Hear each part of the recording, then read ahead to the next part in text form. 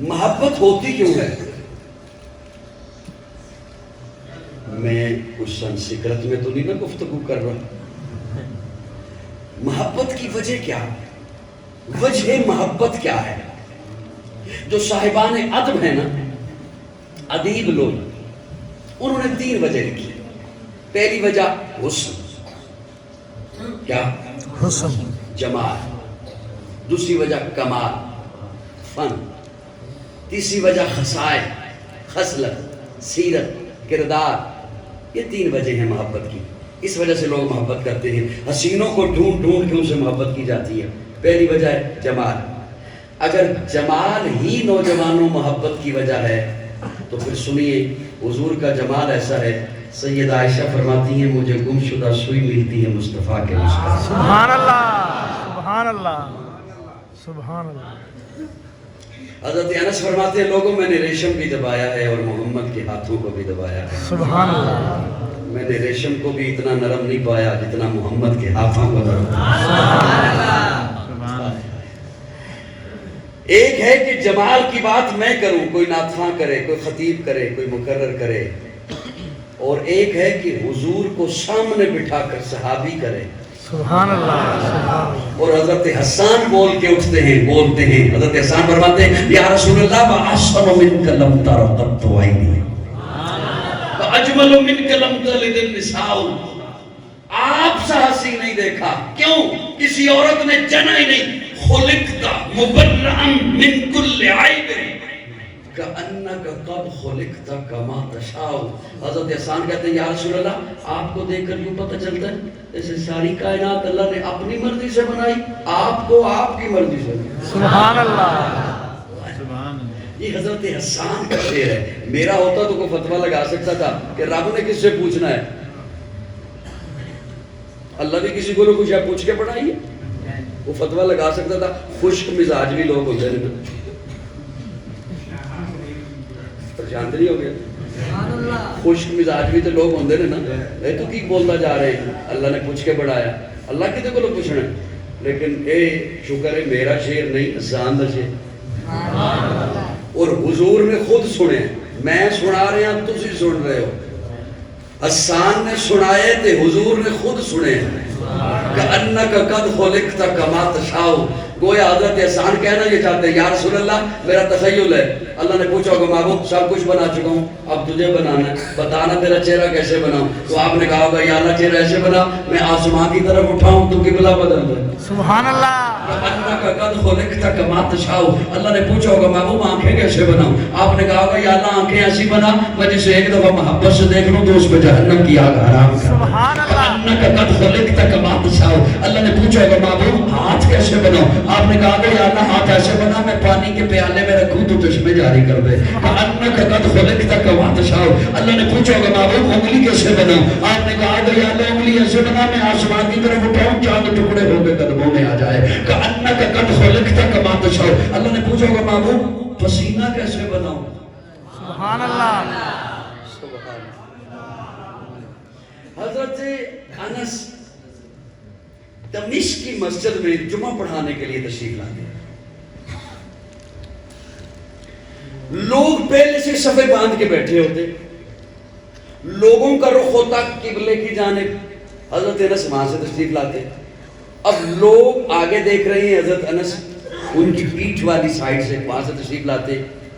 لوگوں کو پتہ چل جاتا انس آ گئے. خوشبو بدلتے. بعد میں پوچھتے ہیں انس یہ خوشبو کہاں سے منگواتے ہو. یہ ہمیں نہیں ملتی کہاں سے لیتے ہو. یہ کس عطاری سے لیتے ہو. انس کہتے ہیں یہ عطاریوں سے نہیں ملتی.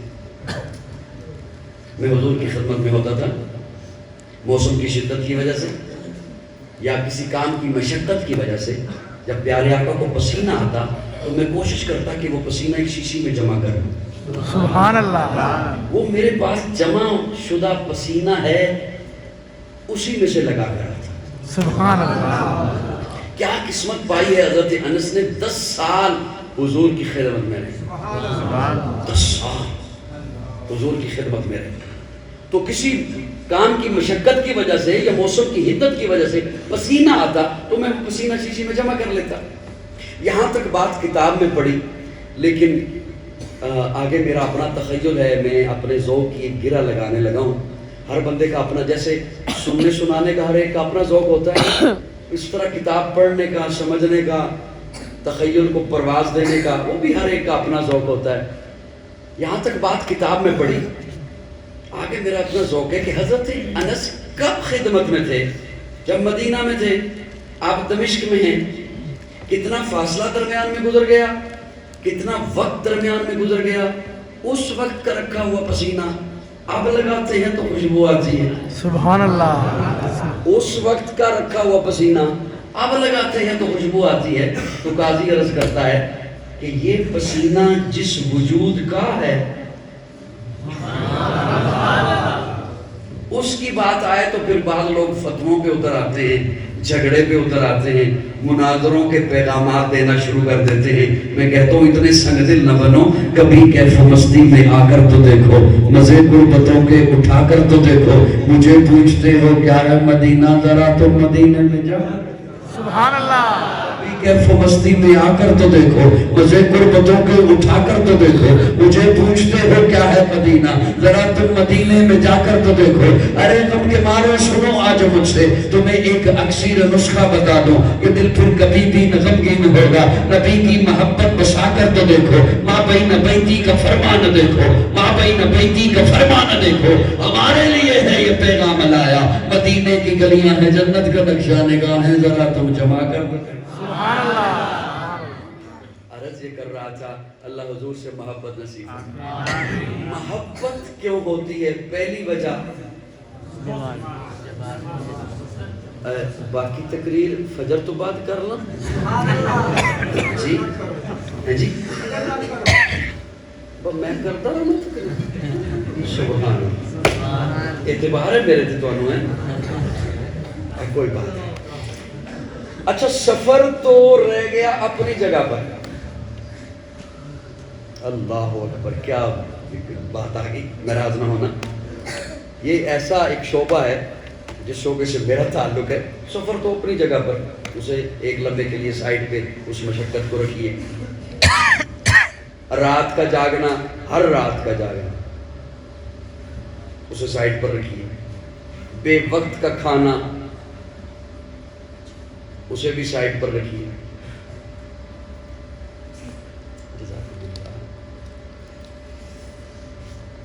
کوئی نہیں بھائی، ایک نوٹ ہی ہے، زیادہ پریشان نہیں ہونا. رات کا بے وقت کھانا اسے بھی ایک سائڈ پہ ذرا رکھیے. بے وقت کی نیند غیر فطری اسے بھی سائڈ پہ رکھیے. مسلسل 12 گھنٹے 14 گھنٹے سفر اسے بھی سائڈ. ایک اور چیز ذرا سوچئے، وہ کبھی نہیں کسی نے سوچی ہوگی. جس طرح یہ کچھ فاصلے پر زبانیں بدل نہیں جاتی،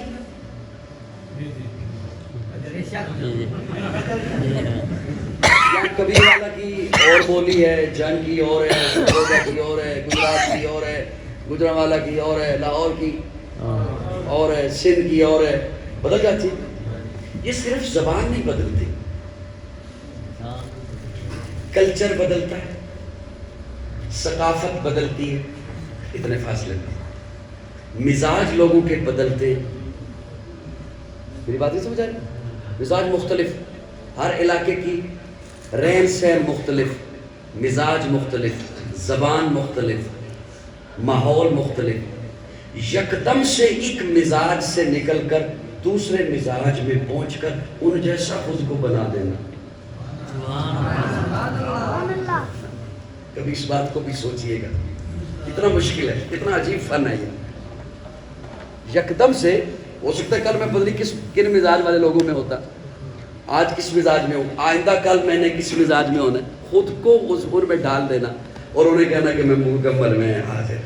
سبحان اللہ. ناراض تو نہیں ہوئے؟ پہلی وجہ حسن. کیا حسن تو حضرت یوسف کو بھی ملا. جنہوں نے یوسف کو دیکھا انہوں نے پورے کاٹے، جنہوں نے میرے آقا کو دیکھا وہ پورے کٹے. سبحان اللہ. جنہوں نے یوسف کو دیکھا انہوں نے پورے کاٹے مدہوشی میں. انہوں نے پورے کاٹے مدہوشی میں. اور جنہوں نے میرے آقا کو دیکھا وہ مدہوش تھے, انہیں ہوش آ گیا. مدہوش تھے, وہ مدہوش تھے. ہاں بڑے ذمہ داری سے جملے بول رہا ہوں, مجھے اتنی نیند نہیں آئی ہوئی کہ میرے لفظ دائیں بائیں ہو جائیں. وہ مدہوش تھے, جب حضور کو دیکھا ہوش میں آئے. مدہوش تھے. کعبے کا ننگا طواف کرتے تھے, مدہوش تھے. پتھروں کی پوجا کرتے تھے, مدہوش تھے. بیٹیوں کو زندہ دفن کرتے تھے, مدہوش تھے. تھوک پھینک کر چاٹ لیتے تھے, مدہوش تھے. پانی پر جھگڑتے تھے, صدیوں تک نسلیں برباد ہوتی رہتی, مدہوش تھے. ابا کے مرنے پر ماں کو اپنی شادی میں لے آتے تھے, مدہوش تھے. مدہوش تھے, مدہوش تھے. کعبے کا ننگا طواف کرتے تھے, مدہوش تھے. حضور کو دیکھا, ہوش میں آئے. پتہ نہیں اب میری بات کون سمجھے گا. کبھی کبھی میں سوچتا ہوں شاید وہ بھی اچھا خاصا مکان بنا کے اوپر ہنڈیاں رکھ دیتے ہو خالی. جی ہم تو ہوش میں ہیں نا. سبحان. تو میری باتیں سمجھ آ رہی کو نہیں آ رہی؟ اچھا خاصا مکان بنایا, اوپر کالی ہنڈیاں رکھ دی. ہم ہوش میں ہیں. بلی نے راستہ کاٹ لیا, واپس پلٹ جا, آج کام پہ نہیں جاؤں گا. ارے یہ تو ہندوؤں کا عقیدہ ہے.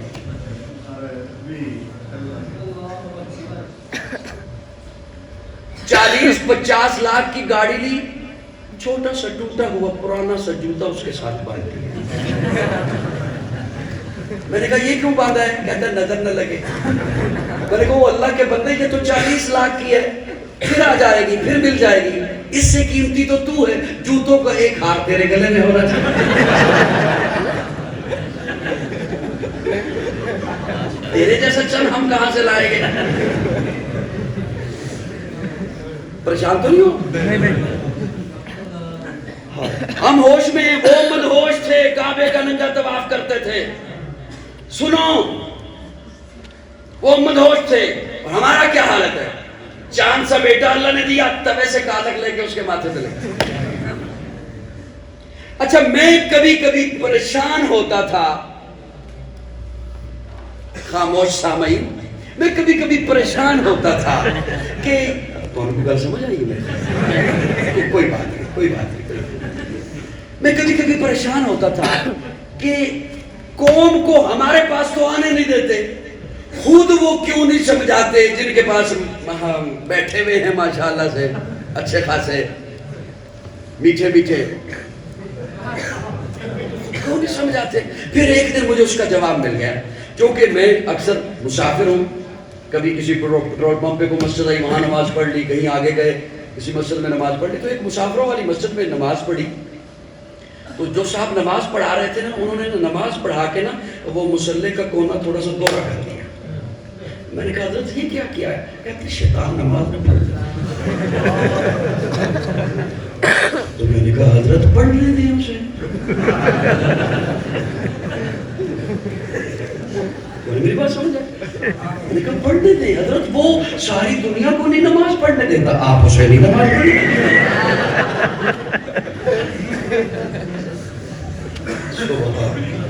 ساری دنیا کو وہ نہیں نماز پڑھنے دیتا اور اسے آپ نہیں نماز پڑھنے دیتا. اچھا وہ پچھلی صفوں پہ نہیں پڑھ سکتا, وہ کونا سیدھا نہیں کر سکتا. پھر مجھے سمجھ آ گئی ان بیچاروں نے قوم کو کیا بتانا تھا. ان کی اپنی یہ حالت ہے, میراث میں آئی ہے انہیں مسند ارشاد, زاغوں کے تصرف میں عقابوں کے نشے. جنہوں نے حضور کو دیکھا وہ ہوش میں آئے, اور وہ ہوش میں ایسے آئے, ہائے ہائے ہائے, ہوش میں وہ ایسے آئے, چلے, دوڑے, جنگلوں کو کراس کرنے لگے. میدانوں کو کراس کرنے کے بعد تو جنگلوں کے کناروں پر کھڑے ہو کر کہا, جنگل کے درندوں جنگل خالی کر دو, محمد کے غلام آ رہے ہیں. جنہوں نے حسن مصطفیٰ کو دیکھا انہیں ایسا ہوش آیا, میدان کراس کر گئے، بستیاں فتح کر گئے، ملکوں کے ملک فتح کر گئے، بڑھتے چلے گئے، جنگلوں کو کراس کیا، سامنے دریا آ گیا، گھوڑے کی لگامیں کھینچی، گھوڑے کی اگلی ٹانگیں اٹھائیں، دریا میں رکھ دی، ایسا ہوش آیا ہے کہ پھر انہیں دریا نے بھی نہیں دبویا، اسی لیے تو نصیر الدین نصیر بول اٹھے، کشتیاں ساحل پہ اپنی جو لگائے ہوئے ہیں وہ کیا ہوں گے جو محمد کے درائے ہوئے